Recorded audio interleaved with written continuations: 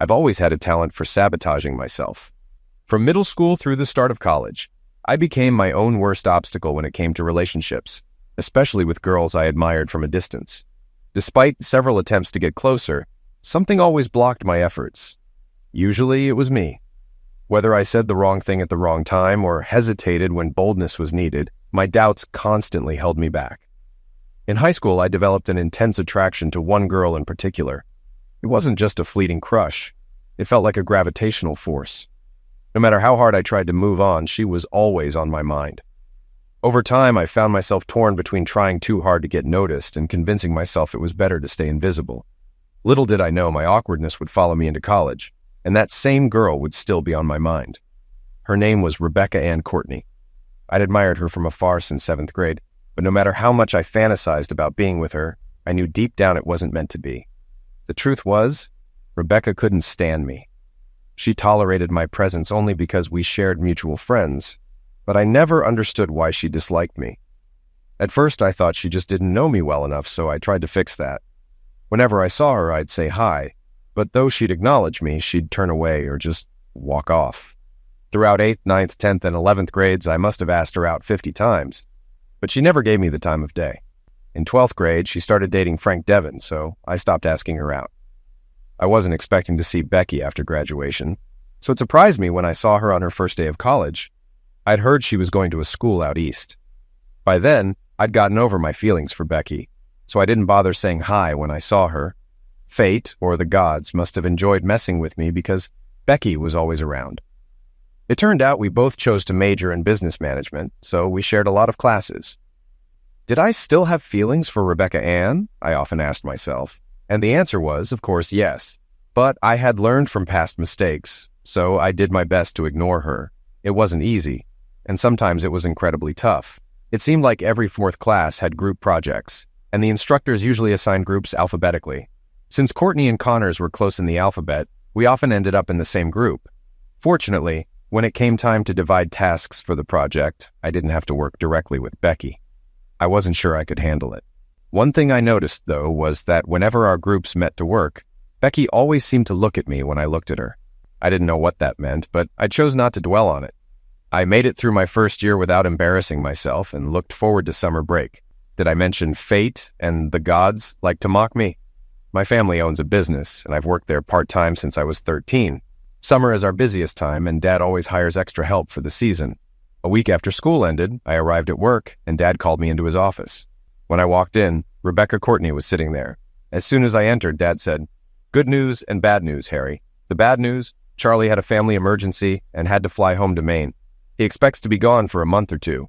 The good news, instead of working for Charlie this summer, you'll be the temporary shipping and receiving manager. Shouldn't be a problem. You've worked here full-time for 2 of the last 3 years and part-time since you were 14. He nodded toward Becky and added, "I need to introduce you to Rebecca. I hired her to take your place while you play the role of manager." "I already know Miss Courtney," I said, surprising Dad. He raised an eyebrow, not because I knew Becky, but because I called her Miss Courtney instead of Rebecca, or Becky. He didn't say anything about it then, but I knew he'd want to know what that was about before the day ended. "All right," Dad said. "Show Rebecca around, make sure she knows where everything is, and then get to work." I spent about 20 minutes giving Becky a tour of the production facilities. I showed her both women's restrooms, the lounge, and where the snack machines were located.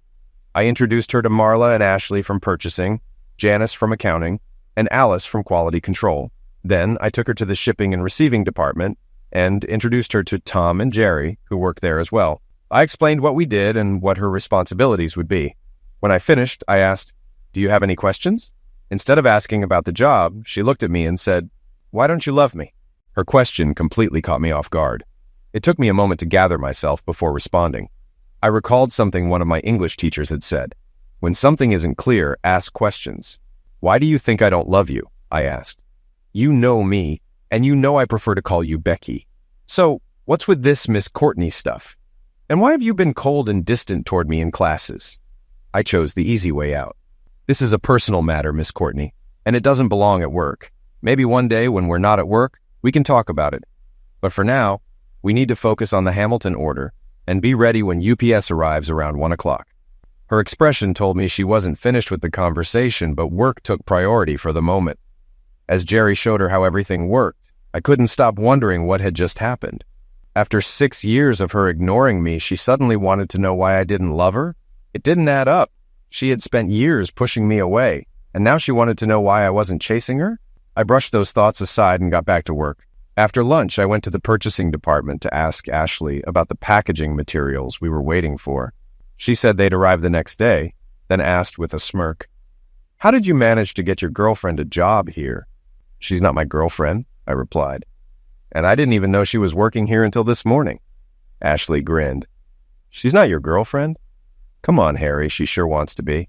I laughed it off and went back to shipping and receiving. The next 2 days passed with minimal interaction between Becky and me. On the third day, I was having lunch at the diner near work, when Becky walked in, spotted me, and sat down across from me. "We're not at work, Harold, and we're off the clock. So, tell me, what's with the Miss Courtney thing, and why don't you love me?" I sighed and turned the question back on her. "Why do you expect me to love you? Given how you've treated me since 7th grade, why would I? You've rejected my invitations more than once. You mentioned coldness the other day, remember? Miss Courtney, haven't you been cold and distant toward me for all those years? Why, after treating me like that, would you expect me to be warm and friendly? I don't hate you, but I've become indifferent because of how things were." Her expression changed. She wasn't used to being spoken to like that, and it clearly didn't sit well with her. But she had asked, and I had answered. She looked at me with an unreadable expression, then stood up and left without saying a word. The rest of the week went by quietly. Although we worked close to each other, we rarely spoke, limiting our conversations to work-related topics. On Saturday afternoon, I went to the country club where my family has a membership. Becky's family also had memberships there, and I'd seen her around over the years. As luck would have it, she was there with 2 friends from high school. I have to admit, seeing the 3 of them in swimsuits made quite an impression. At one point, I noticed them glancing in my direction while Becky said something to them. They smiled and nodded, and I couldn't help but wonder what they were talking about. I had no intention of asking. The club's cafeteria serves a fantastic half-pound burger, so I stopped to order one. While waiting, Sarah Wilcox and Carol Perry came in, saw me, and sat down without asking. These were the same girls Becky had been talking to earlier by the pool. "What's new, Harry? How's it going? Long time no see," Carol chimed in. I immediately sensed something wasn't right. I had known both Carol and Sarah since 3rd grade, but we were never the type to strike up casual conversations like this. The fact that they had just been talking with Becky only heightened my suspicion. "Warning, Harry," I thought. "Danger ahead. I've been busy with classes, and now that it's summer, my dad has me working full-time," I replied. "Are you and Polina still together? I haven't heard from her since she went east for school," Sarah asked. Then, out of nowhere, she asked, "Are you free tonight?" "Nothing planned, why?" I answered cautiously. "There's a party I want to go to, but I need a date. If I go alone, I'll get hassled all night." I could feel the alarms ringing in my head. "Warning, Harry, this feels like trouble." But my curiosity got the better of me. "I think I'd like that," I agreed. Sarah shot a grin at Carol. "Looks like someone missed their chance." "What's that supposed to mean?" I asked. "Carol was going to invite you, but I beat her to it." That's when it clicked. This was a setup. Carol, who I knew wasn't into guys, wouldn't have been inviting me to anything. We agreed on a time for me to pick up Sarah, and just as my burger arrived, the 2 of them left. As I sat there eating, I kept trying to figure out what was going on. No matter how much I thought about it, I couldn't make sense of it. I picked Sarah up at 7, and she told me the party was at Marlene Cantrell's place. Marlene was another girl I knew from school. We had dated a few times, but it didn't work out. We stayed friends, though we weren't particularly close. When we arrived, Marlene opened the door, smiling, though I could tell she was surprised to see me with Sarah. She welcomed us and showed us to the terrace, where there were drinks, alcoholic and non-alcoholic punch, and a keg of beer. Sarah and I mingled and danced for a while. About half an hour into the party, I saw Becky walking out of the house with Marlene. Becky noticed us, said something to Marlene, and then made a beeline for Sarah and me. She tapped Sarah on the shoulder. "Mind if I cut in?" Becky asked sweetly. "Sure," Sarah said, stepping aside. Becky moved in, smiling. "Hello, Harry," she said, her tone playful. "Hello, Becky," I replied, though my mind was racing. "What's going on?" I asked, surprising her. "Going on with what?" she asked, frowning. "Why did you get Sarah to bring me here?" Becky's demeanor shifted immediately from casual to serious. "I didn't think we were that obvious," she admitted, her voice calm but direct. "I needed to talk to you somewhere private. I figured if I asked you directly, you wouldn't agree. But if I got you here casually, you'd be more open to it. Well, you've definitely gotten my attention, I said. Let's sit down and I'll explain, she suggested. We left the dance floor and she led me to a couple of chairs on the grass after pouring herself a drink from the alcoholic punch bowl. Once we sat down, she didn't waste any time. After our talk last week about why you don't love me, I started reflecting on our past. I never really considered how my behavior might have looked from your perspective. Honestly, Harry, you scared me, she confessed. Scared you? How did I scare you? I asked, genuinely confused. She sighed. It was the way you looked at me, always being around. Looking back, I thought it was more like stalking than just a crush. A stalker? I was completely caught off guard. Let me explain, she continued. You didn't know my sister, Abby. She's 6 years older than me and went to state to study IT. There was a guy who kept asking her out, but she wasn't interested.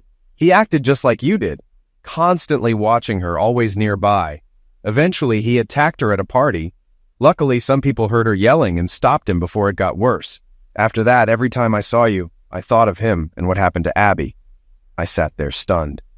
Becky, if you had let me, I would have shown you I'm nothing like that, I said softly. I know that now, she sighed. When you first asked me out, I was into Danny Freeman and trying to get his attention. I turned you down because I didn't want to risk losing him. By the time I realized Danny wasn't interested, Abby's experience was all I could think about. So yes, I acted cold and rude towards you because I thought you were a stalker. Becky paused and sipped her drink. Looking back, I realized I was wrong. But by the time I figured that out, you were already with Polina, and I thought it was too late to say anything. So I just let it go. I leaned back, trying to process everything she had said. Well, I finally replied, I'm glad you don't think I'm some kind of creep anymore. And since you've explained all this, maybe I'll stop calling you Miss Courtney and go back to calling you Becky, if you're okay with that. She smiled softly, but didn't respond immediately. She just stared at me, as if trying to read my mind. After a moment, I stood up. Anyway, I said, I need to find Sarah and make sure she's enjoying herself. I walked away, leaving Becky sitting there, clearly shocked by my reaction.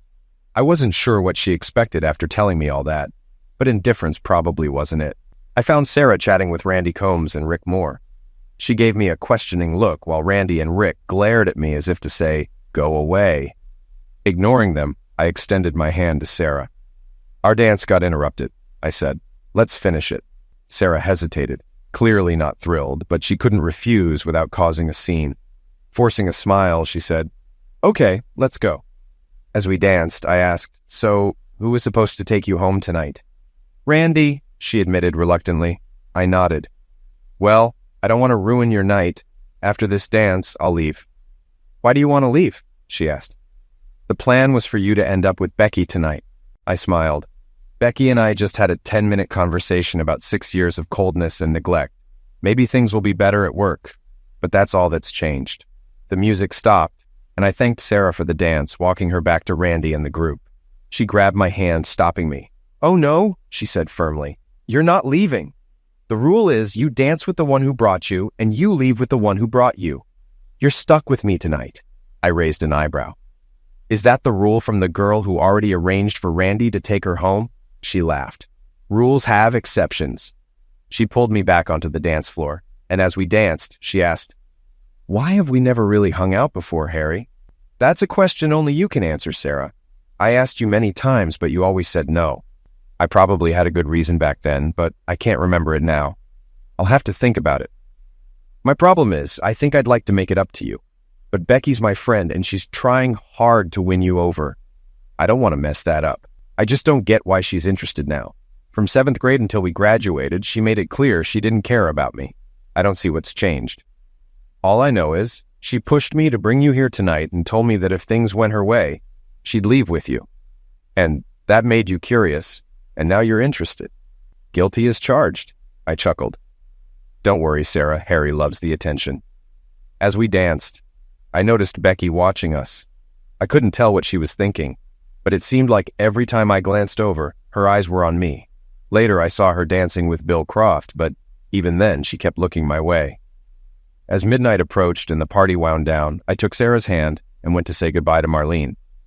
Once in the car, I asked Sarah if she wanted to grab coffee or a bite to eat, and she said yes.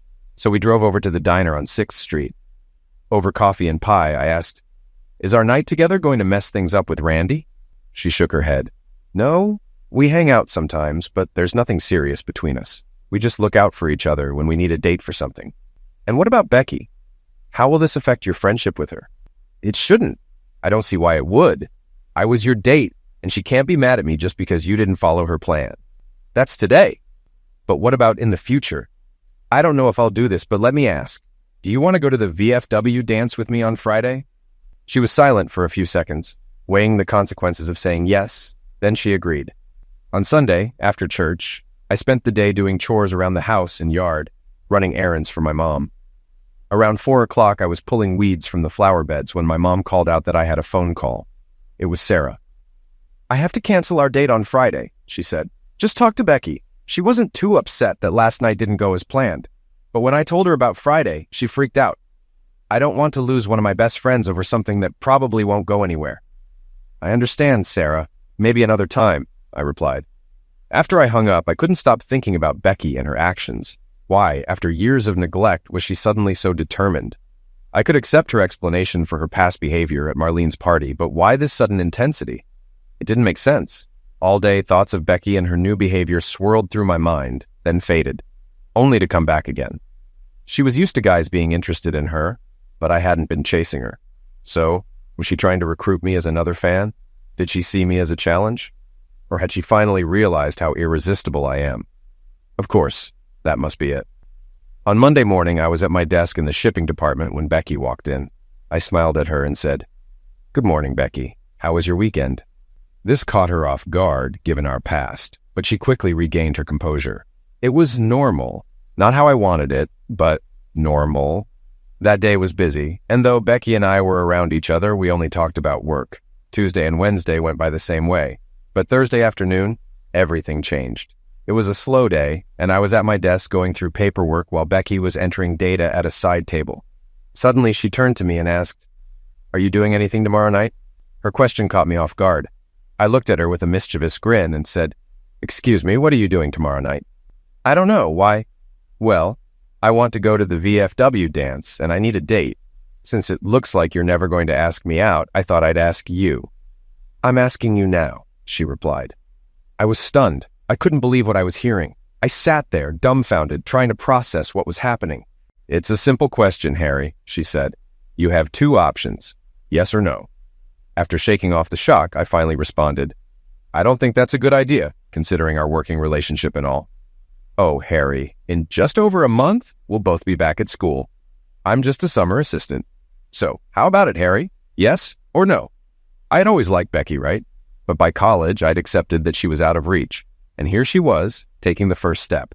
As I sat there, a small war raged in my mind. One side said, "This is too good to be true, Harry." The other side argued, "Come on, this is what you've always wanted." The first side warned, "This will end badly." But the other side whispered, "She clearly wants to get to know you better. What's the harm?" Some other guy might have looked at the years of frustration and said, "No way." But I wasn't that guy. "Yes," I said. "What?" "Yes, I'd like to take you to the VFW dance on Friday." When I picked Becky up on Friday, I was reminded why I'd been so obsessed with her since 7th grade. She looked stunning in her little black dress and heels. I got a great view of her legs as I helped her into the truck.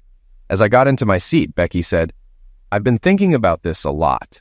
"Thinking about what?" I asked. "Why I acted the way I did back then. I guess I'm trying to figure out what I missed by being so awful to you in school." "The truth is you didn't miss much. I was so nervous around you that I could barely think straight. I probably would have done something ridiculous and embarrassed myself." "Were you really that into me?" Past tense. "So I've lost my charm over the years?" she teased. The fact that we're both in this truck right now should answer that. I had a great time at the dance. There were a few familiar faces, including Sarah and Randy. And we ended up pushing some tables together. Becky and I danced well together, moving smoothly across the floor. During a slow song, she leaned in and rested her head on my shoulder, and I couldn't help but curse the gods for not letting this happen sooner. I danced a few times with Sarah and a couple of other girls, but throughout the night, Becky and I kept gravitating back to each other. During a waltz, Sarah said, "Looks like I missed my chance." I laughed. "You had plenty of chances. Every time I asked you out, you turned me down." That's because I was always dating someone when you asked. You should have kept trying. Eventually, you would have caught me when I wasn't seeing anyone. Well, crap. If only I'd known. It's not too late. If things don't work out with Becky, you can always give me a call. Yeah, and then you'll tell me, sorry, I'm dating someone now. If that happens, I'd drop him before missing another chance with you. I thought to myself, what's going on with these girls? Suddenly, I was the flavor of the month. I know what you're thinking, Harry, Sarah said, giving me a knowing look. Want to bet?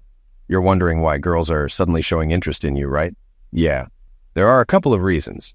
First, the girls are talking. Polina gave you high marks, so now that she's out of the picture, others want to see what she found so great. Second, it's simple human nature. Someone else wants it, and suddenly, everyone else does too. The song ended, and Sarah led me back to our table. Her words echoed in my mind about half an hour later while I was dancing with Nancy Wilda. Are you seeing anyone now that Polina's gone? She asked. I've dated a few people, but nothing serious. I know the feeling. Ever since Rory went full-time at Florida State, I've been at a loss, too. I wasn't dumb. I recognized an invitation when I heard one. I started wondering if Sarah was right about everything. Later, on my way back from the bathroom, Rita Dutchman stopped me. Hey, Harry, I haven't seen you in ages. I've been busy with school and work. How about you? Same here. I heard you haven't dated anyone since Polina. You've got my number. Give me a call. She hurried into the women's restroom, and I couldn't help but think back to what Sarah had said. Gail was my first, and for a while I thought I was doing well. Then she told me she had a date with Eddie Catron. I was young and a bit naive back then. After her, I dated a few others with no success until I met Helen Geneva. We dated for a while, but she ended up giving me the same line Gail had. Then came Polina. By that point, I knew that Zex didn't mean a relationship would last. I was aware Polina wouldn't be around long since she was heading back east for college, only coming home during breaks. But then something happened that made me question everything. I had just sat back down after walking Nancy to her seat. I took a sip of my iced tea, no alcohol since I was driving.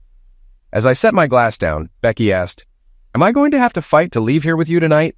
I had no idea what she was talking about, so I just stared at her, confused. It's obvious that almost every girl you've danced with tonight wants you. I half expected Corin to drag you off the dance floor. Bev looks at you like a cat eyeing a mouse ready to pounce. And even Sarah, who backstabbed me, is giving off I want to take him home vibes. So do I need to fight for the rest of the evening? I swear, I didn't know where it came from. But I found myself saying, anything worth having is worth fighting for. A strange look crossed her face, and then she said, That's it, we're leaving. She grabbed her purse, stood up, and pulled me toward the exit, taking my hand in a possessive way. I was caught off guard and reacted slowly, but I followed her. As soon as we got into the car, she kissed me. I'm not easy to get, Harry, but I go after what I want, and right now, I want you. Find us a bed. I was a little dazed by how quickly the night had turned. But dazed or not, there was no way I was going to say no to the girl I'd been obsessed with since 7th grade. It only took me 9 minutes to get to the Bide, a small motel on Colfax, and 4 minutes to check into a room. Once we were inside, Becky looked me in the eyes while undressing and said, Time for the truth, Harry. I know you're dying to understand why I've changed so suddenly, so here it is. You have what I want. At least I hope you do. I stood there, stunned, while she stood in front of me, gorgeous and without clothes, and I felt like a fool, still fully clothed and just staring. She shook her head, maybe in frustration. I must be losing my touch. Usually by the time I take off my bra, the guy is already undressed and waiting. I guess I'll have to undress you myself. She walked up to me, reaching for the buttons on my shirt. Something in my mind snapped me out of my shock. I grabbed her wrist just as she touched my shirt. Why? I asked. Why what, Harry? Why all this, the hotel room? You didn't have to do that. After tonight's date, I would have asked you out again, and I know you know that. So, why take this big step? I told you. It's time for the truth, Harry. The simple truth is that unless Polina was lying, you've got what I want. And, after what I saw on the dance floor tonight, it's clear the other girls want it too. I decided I'd better lock you down before someone else does. I still didn't understand the connection with Polina. What could she have said at one of your sleepovers to get you interested in me? Polina told us about your skills. So, I'm just a plaything for the night? And tomorrow you'll go back to ignoring me? She rolled her eyes. Be serious, Harry. If Polina wasn't lying, do you think I'd let you go that easily? And what if you're bad in bed? I have my standards, you know. Her expression turned angry. Bad in bed? I'll show you something, you jerk. And she did. We made love. Not bad. I think you'll do. I was about to say something sarcastic, but paused to consider her words. I think you'll do. Did that mean she was sticking around? If so, I figured I should just keep quiet. I woke up first, sitting up in bed and leaning against the headboard, looking at her and wondering what would come next. When she woke, she rubbed her eyes and looked at me. It's not that bad. What's not? I asked. Whatever's on your mind. It can't be as bad as it looks on your face. How do you know what I'm thinking? It's written all over your face. Let me make it easy for you. No, you don't have to rush me home. Knowing my mom, she's probably not even back yet. I raised an eyebrow, and she noticed. Later, let's cover the next items. No, we're not going to shop for wedding rings today. And no, we're not telling our moms to start planning a wedding. That's all. It didn't end there. She paused, then grinned mischievously. Are we doing this before the shower, in the shower, or after? I vote for all three. She couldn't hold back her laugh, and we moved on from there. We checked out of the motel, tossed the key on the counter, and went to Denny's for breakfast. As we sat down and ordered, Becky brought it up again. I noticed your eyebrow raise when I mentioned my mom and where she probably is. I nodded, waiting for her to continue. My dad died 6 years ago. My mom's a beautiful woman, still healthy and active. She grieved for about a year, then started looking for someone new. She always says no one compares to my dad. I told her she'd never find anyone like him because he was one of a kind and she'd have to settle for second best.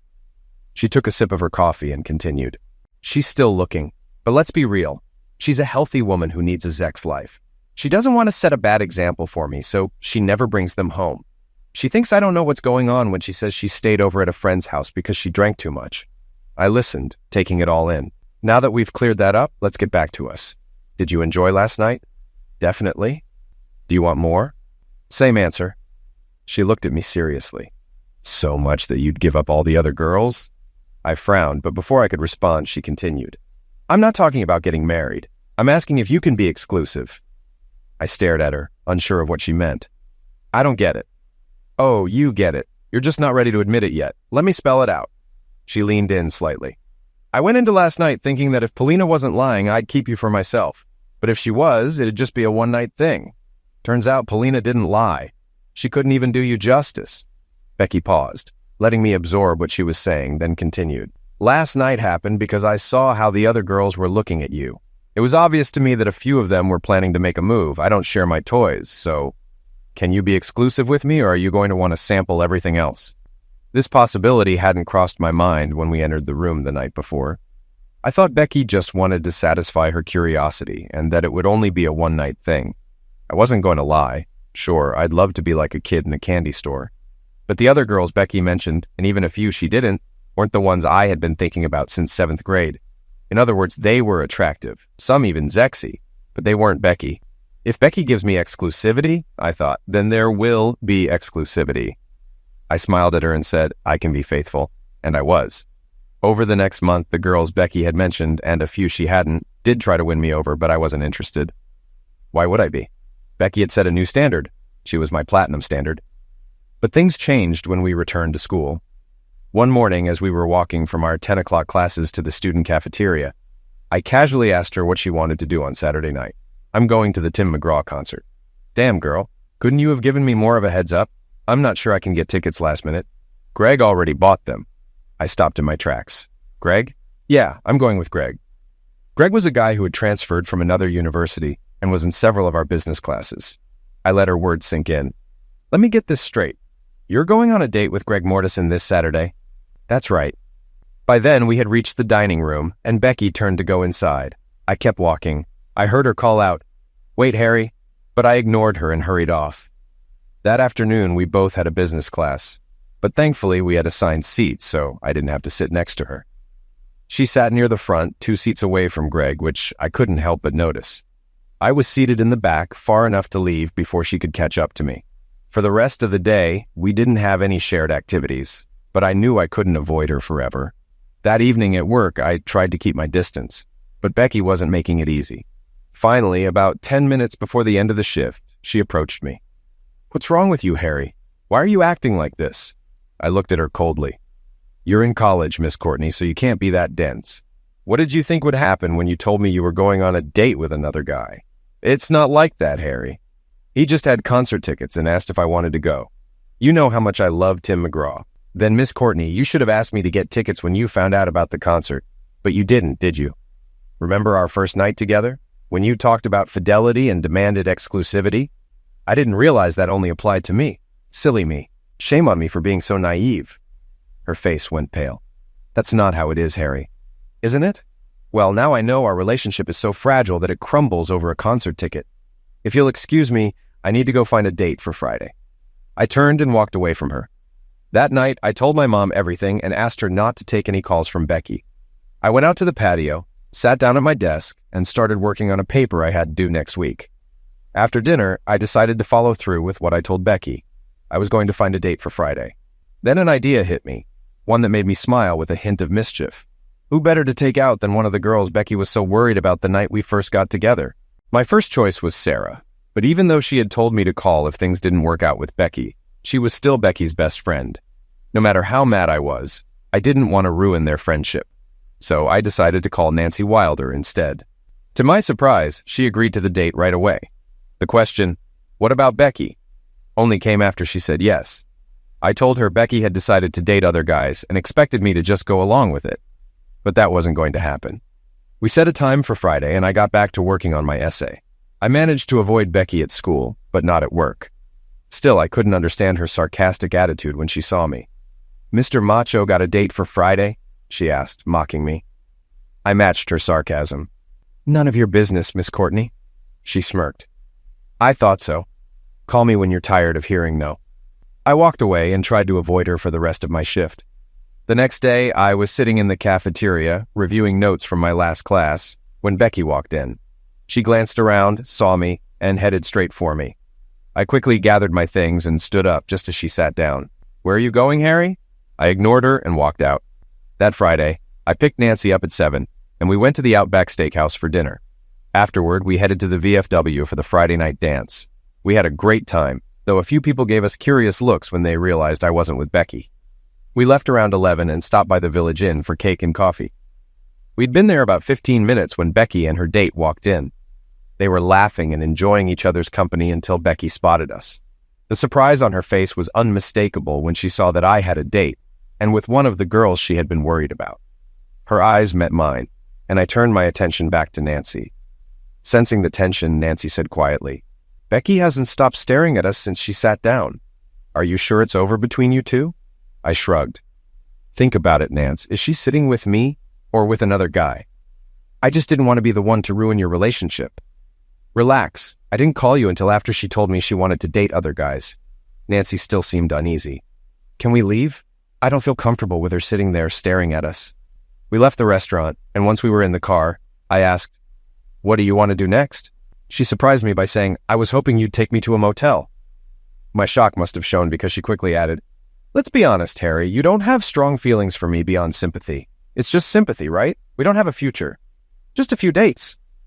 I didn't know what to say, so I nodded. She continued, "I had a great relationship with Rory. We made love 3 or 4 times a week until he left for Florida. I haven't had sex since, and I can't wait any longer." I was puzzled. "Nance, you're a beautiful girl. There must be plenty of guys who'd want to date you. They're out there, but all they want is sex. And while my body wants that too, I don't want to turn my life into a series of one-night stands. So what makes me different?" "You're a good guy, Harry. You're not an a-hole. And Paulina said you wouldn't let me down." I chuckled. "But according to you, I'm just a temporary fix. No deep feelings, just sympathy. Right?" She smiled softly. "There are different kinds of one-night connections, Harry. Some guys just want to brag. Hey, I hooked up with Nancy. Then there are others who wake up the next morning, smile, say thanks, and leave without making a big deal of it. Paulina said you're the second kind.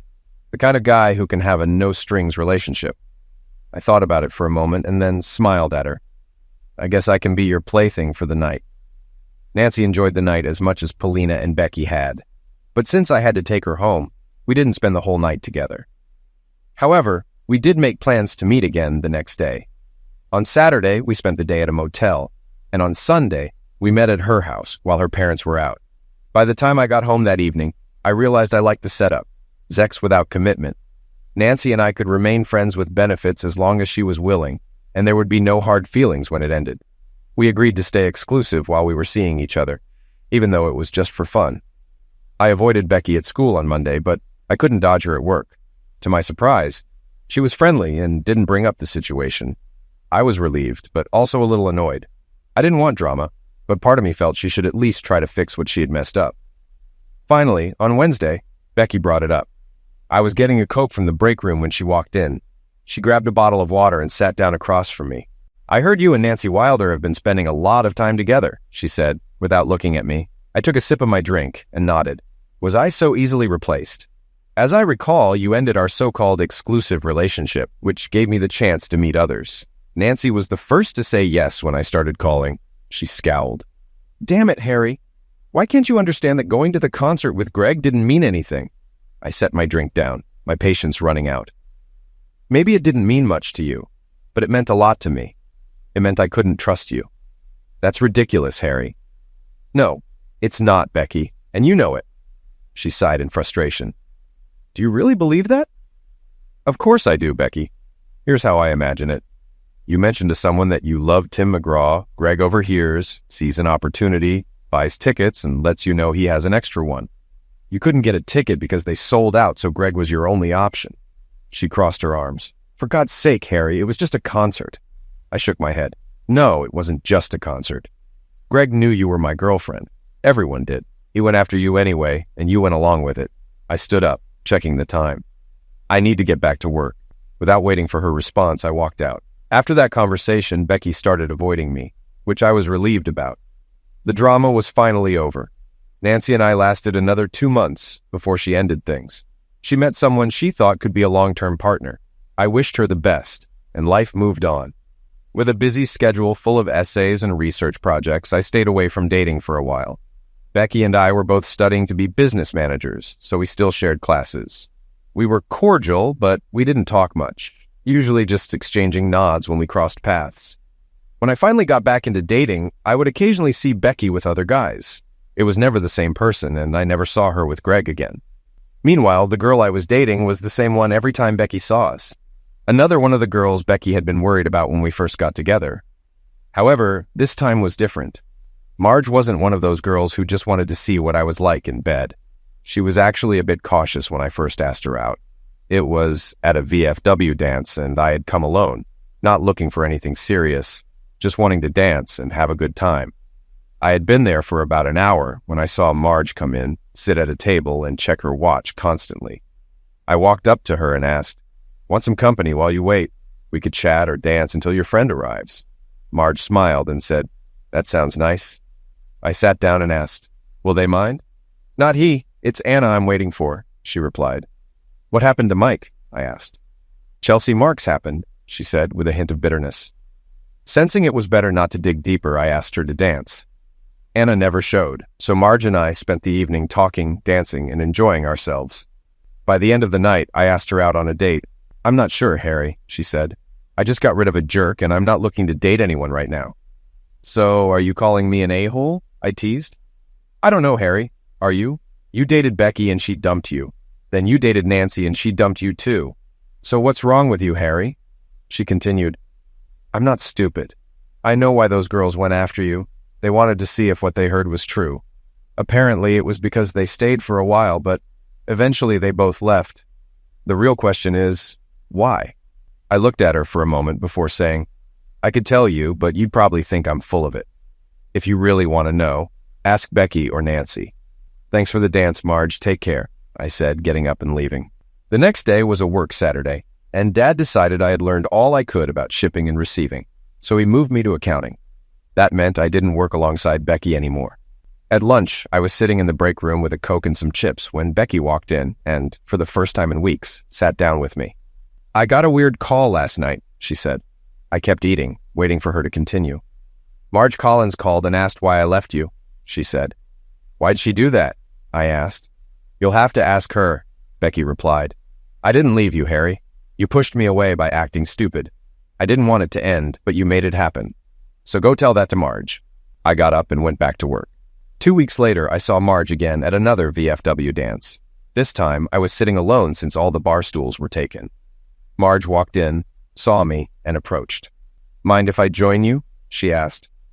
"Are you sure you want to be seen with a jerk?" I replied a bit coldly. She sat down and said, "That's not the attitude we need. If this is going to work, we need to see if there's anything worth building on. You asked me out, Harry, and I didn't say no. I just had some questions, and you pointed me to where I could find the answers. So I did. Now, the only question is, when are we going on that first date?" "How about tomorrow?" I suggested. "Dinner and a movie." "I like that," she said with a smile. "Now let's go dance." We spent the night dancing, drinking, and chatting. I found out Marge had called both Becky and Nancy. Nancy had already told me she regretted breaking up and that her new guy didn't compare. Marge eventually shared Becky's reaction, too. Becky had been upset when she learned I was seeing Marge, hoping I'd come back to her after my fling with Nancy. She apologized for what happened between us. I shrugged and said, "That was her choice. Let's go dance." The date with Marge went great. I got a nice kiss when I dropped her off and set up another date for Tuesday, which led to several more. After our fifth date, as I walked her to the door, she asked, "Are you going to make the first move, or do I have to?" I hesitated, remembering our earlier conversation about not being like other guys. "Oh, come on, Harry," she said. "We've been over this. It's time we went to bed." She opened the door and led me in. It was a long night, but since it was my free Saturday, I didn't have to worry about work. The next morning, over breakfast, she asked, "What's the plan for today?" "Whatever you want," I replied. "Don't think you can keep up all day and still be good tonight," she teased. "I thought you loved me, not just saw me as a toy," I joked. "Well, you like it," she grinned. "Probably," I admitted. We had a great weekend together, but after the school year ended, Marge left for Arizona and never came back. I never heard from her again. During the summer, I worked full-time, and so did Becky. We were polite, but kept our distance, just exchanging greetings in passing. One Wednesday, while I was in the break room, Becky sat across from me. "Harry, I need a big favor," she said. "I need a date for Friday and Saturday." "Why me?" I asked. "Because my family loves you." "I don't get it." "It's my cousin Carol's wedding. My family doesn't like my boyfriend and told me not to bring him. They love you, though, and always said I shouldn't have let you go. Please help me." I didn't have any plans, and since it didn't feel like a real date, I agreed. Becky explained the details. We'd drive to her uncle's house in Fairmont on Friday, relax by the pool before the rehearsal dinner, and then either leave after the wedding Saturday night or stay until Sunday. I thought she might use the car ride to suggest getting back together, but she only talked about school and work. She mentioned her dad was moving her into purchasing, which I already knew, and that he was rotating her through different departments in the family business. What she didn't mention was that her uncle had a mansion. When we arrived, I met her Uncle Aaron, call me Ron, and her Aunt Rabbit, call me Tubby, along with her cousin Carol, the bride-to-be. Tubby said she had set us up in the West Wing and invited us to join them by the pool. Becky showed me my room, told me to change into swim trunks, and meet her in the hallway. When I came out, Becky was waiting wearing a swimsuit that barely qualified as one, grinning as she knew the effect it would have. "Lead the way," I said, trying to stay calm. When we got to the pool, I noticed there were two, an Olympic-sized one for laps and a smaller kidney-shaped one for lounging. I also realized Becky wasn't the exception. Most of Carol's friends were wearing revealing swimsuits, just like hers. Even the older women, though in, were dressed more modestly. One older woman stood out, nearly 6 feet tall with long black hair, green eyes, and an amazing figure. Becky caught me staring and said, "No, you wouldn't." I quickly agreed, "No, I wouldn't." "Take her to your cave and keep her busy," Becky joked, pulling me toward her. "Aunt Abby, this is Harry," Becky introduced. "Harry, meet my Aunt Abby." Aunt Abby gave me a once-over and said, "If you lose him, give me a call. He looks tasty." Becky laughed and said, "Watch out, Harry. Aunt Abby's been through 4 husbands. She'll chew you up and spit you out." Abby chuckled. "I'm not that bad." "Says the woman with 4 ex-husbands," Becky teased. Aunt Abby grinned. "Don't push me or I might steal him from you." Becky turned to me and asked, "Could she steal you?" I paused before saying, "Yeah, she could." They both laughed, and Becky said, "I better get you away from her." As we walked away, I glanced back, and Aunt Abby winked. Beauty clearly ran in Becky's family. The guys at the pool were the only ones I hadn't met. I introduced myself after jumping in, and one guy came over. "You with Becky?" he asked. I nodded. "I'm Tom marrying Carol," he said, shaking my hand. "If I had a shot, I'd be going for Aunt Abby." I laughed and told him, "Good luck." She said she'd steal me if she wanted. Tom laughed. Go for it. We swam for a bit, and then Becky said it was time to get ready for dinner. Becky looked amazing, and I wasn't too bad in my suit and tie. The rehearsal and dinner went smoothly, and we sat with Becky's cousins. They spent the evening trying to figure out my relationship with Becky. She let them believe we might have a future, but I didn't correct them. When the band started, I danced with Becky's mom, Aunt Tubby, and even her grandma, which Becky found hilarious. When we get married, I'll have to keep you on a tight leash, she joked.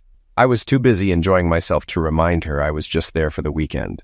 The best part of the night was when Aunt Abby took my hand and led me to the dance floor. I wish I could get to know you better, she said playfully, but with a serious undertone.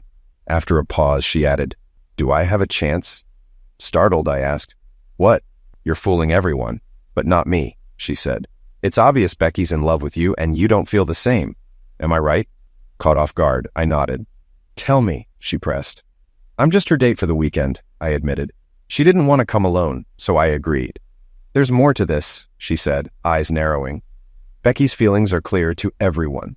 When the music stopped, I tried to lead her back, but she held my hand and said, No, come with me. She took me out to the terrace and asked me to tell her everything. Sitting next to her, I felt the same attraction everyone must feel around her. She used that charm, and I found myself spilling everything. She listened and then laughed. Oh, poor boy. Do you really think girls want you just because you're good in bed? Has it ever occurred to you that after being with you, they might want to stay because they've realized you're more than just Zex? How many of them actually stayed? They all left me, I said, shaking my head. So Zex must be all I've got going for me. That's nonsense, Harry, and you know it, she said firmly. You knew what you had with Nancy from the start, and with Marge, you have no idea why she disappeared. She could have been in an accident, lying in a hospital somewhere for all you know. And as for Becky, she didn't leave. You pushed her away. Why couldn't you accept what she said and move forward? I didn't have an answer, so I stayed quiet. I can tell from the way my niece acts that she really wants to be with you. Why not give it another shot, Harry? What do you have to lose? We sat in silence for a moment before she spoke again. So, are you really that good in bed, Harry? Some girls seem to think so, I said quietly. Well, I'll make you a deal, she said, leaning in. Give my niece another chance. If it doesn't work out, I'll sleep with you myself. It's a win-win for you, Harry. Think about it. She stood up and said, The music's playing again. Let's dance. As we walked back inside, I could feel all eyes on us. Everyone was wondering what I'd been doing with Aunt Abby out on the terrace. We danced to 3 songs, and then I escorted her back to her table. When I returned to mine, Becky was still on the dance floor with her cousin, so I avoided any questions, for the moment at least. Becky stayed on the dance floor for another song, this time dancing with the best man. I was watching them when Becky's mom pulled me up from my seat and onto the dance floor. So, what were you and my sister doing out on the terrace? She asked, narrowing her eyes. Trying to be lighthearted, I said. She wanted my body, but I fought her off. Don't give me that nonsense, young man, she said sternly. First, we both know if Abby wanted you, she would have had you. Second, Abby would never poach a man from her family. And third, she loves Becky. She's her godmother, for heaven's sake. She wouldn't hurt her for anything. She just wanted to know your intentions toward Becky, that's all. You think we were out there that long? Just for that? I asked, irritation creeping into my voice. Just answering questions, I said, growing frustrated. If you need to know what happened, ask Abby herself. The music stopped, and I led her back to the table, but she grabbed my hand, trying to stop me. I'm not done talking to you yet, she said firmly. This is what's called a conflict of interest, Mrs. Courtney. You want to talk, but I don't, I said, pulling my hand away. I left her standing there and returned to my table. When I got back, Becky was sitting there, her expression a mix of disbelief and confusion. You just walked away from my mom and left her standing on the dance floor? She asked. Yes, I replied flatly. How could you do that? How could you be so rude? It was easy, I said, my frustration bubbling up. I'm tired of the women in your family meddling where they don't belong. Is that what happened with Aunt Abby? Becky asked, clearly upset. See? Even you're doing it now, I snapped. Everyone's dying to know what happened between me and Aunt Abby. It's nobody's business but hers and mine. Enough already, let's dance. I don't think so, Becky said, crossing her arms. You've just managed to ruin the mood. Oh no, don't pin this on me, I shot back. It was your attitude when I sat down that started all this. Instead of accusing me, you should have waited and talked to your mom to find out what really happened. I stood up, and Becky asked, Where are you going? You don't want to dance, and I don't want to sit here and drink. I'm going back to my room. I left her sitting there and went back to my room at Uncle Aaron's. As I lay in bed, I considered packing up and heading home, but I decided to be responsible for once. I'd brought Becky here, so I needed to take her home. Not that she couldn't manage on her own, but doing the right thing was important. I was nearly asleep when I heard a knock on the door. I got up, reaching for the doorknob when I heard, "Open up, Harry, it's Abby." I opened the door, but instead of Aunt Abby, Becky walked in, closing the door behind her. "I wasn't sure you'd open it for me, but I knew you'd open it for Aunt Abby," she said, a bit frustrated. "You can be such an a-hole sometimes, but you're my a-hole. You need to get over it, Harry. You're mine, and I'm not leaving, whether you like it or not." I raised an eyebrow and asked, "So, I don't have a say in this?" "No," she said firmly, shaking her head. "I've decided I'll be the mother of your kids and your bedmate until death do us part." I laughed, but Becky remained serious. "Okay, I admit I acted stupid when Greg waved those Tim McGraw tickets in front of me. But what were you thinking back then? All he got was a goodnight kiss on the cheek, nothing more. I never went out with him again, even though he asked a dozen times." She softened, then continued, "I realized you'd probably leave if I didn't gather the strength to follow you. I remember someone once told me, if it's worth having, it's worth fighting for. So here we are. I'm not letting you go. You can push me away or say, don't think like that, but I'll always be there.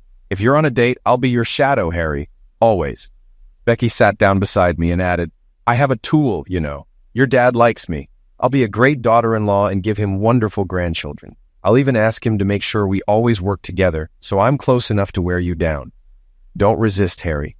I always get what I want, and I want you." 3 months after graduation, we got married. Over the next 5 years, she gave my parents 3 beautiful grandchildren. Looking back, I'm glad Becky believed everything worth having was worth fighting for, and that she got what she wanted. I developed a great relationship with Becky's family, especially the women. At every social event or dance, I'd spend most of the evening with them, including Aunt Abby, who was now on her 6th husband. At one of the dances, Aunt Abby said, "I guess I'll never get to find out what you're like in bed, will I?" Knowing how to push buttons, I smiled and replied, "I don't know about that. You're Becky's favorite aunt. If you ask her, she might let you borrow me." Aunt Abby stopped, took a step back, then burst into loud laughter. Everyone in the room turned to see what was going on. I don't think anyone had ever seen Aunt Abby lose her cool in public like that before. From the looks on the faces of the other women, I knew I'd be telling this story later. I escorted Aunt Abby back to her seat and excused myself to use the restroom. When I returned, I saw Becky and Aunt Abby talking, both smiling. I sat down, and Becky turned to me and said, "Aunt Abby and I were just talking. You know she's my favorite aunt, right? Well, she has a request." I glanced at Aunt Abby, who had a mischievous grin on her face. I thought to myself, "Oh my gosh, Harry, what have you gotten yourself into now?" They both saw my expression and burst out laughing.